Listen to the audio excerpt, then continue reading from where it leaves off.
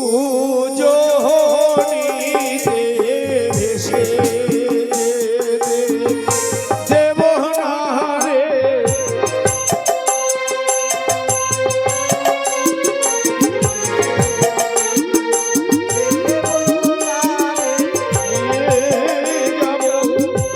উজনিতে ভেসে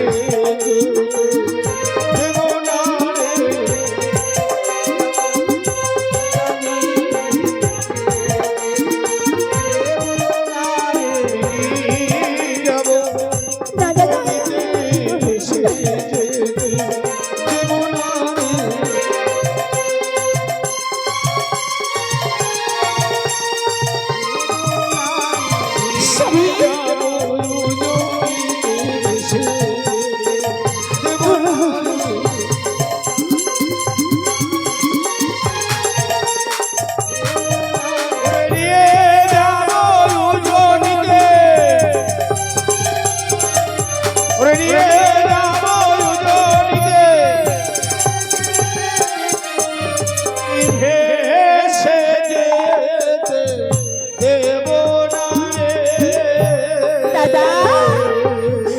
তোমরা কি বলছো? আমাকে তোমরা ভেসে যেতে দেবে না? না, আমাকে তোমরা কোথায় নিয়ে যাবে? আমাদের উজনি নগরে আমাদের রাজপ্রাসাদে আজ রাজ সিংহাসনে বসিয়ে দেব।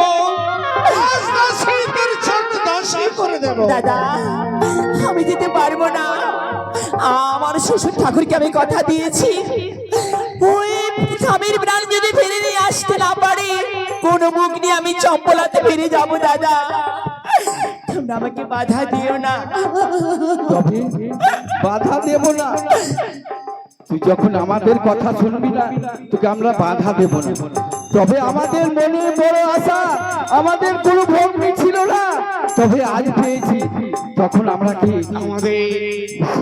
আমাদের উজনি নগরে এই যখন দুর্গাপুজো হয়, ওই দুর্গাপুজোর পরে আসে ভাতৃ দ্বিতীয়া। সেই ভাতৃ দ্বিতীয়ায় প্রতি ঘরে ঘরে ভাইয়ের কপালে বোনেরা ফোঁটা দেয়।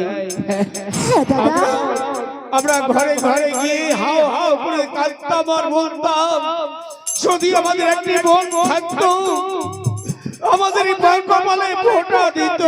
দাদা, ঠিকই বলেছো। ঠাকুর, আমি যাবে ভাইদের কপালে ফোঁটা দেব, আমি কোথায় সেই দ্রব্য পাবো? ভাইদের ফোঁটা দিতে গেলে অনেক কিছু লাগে।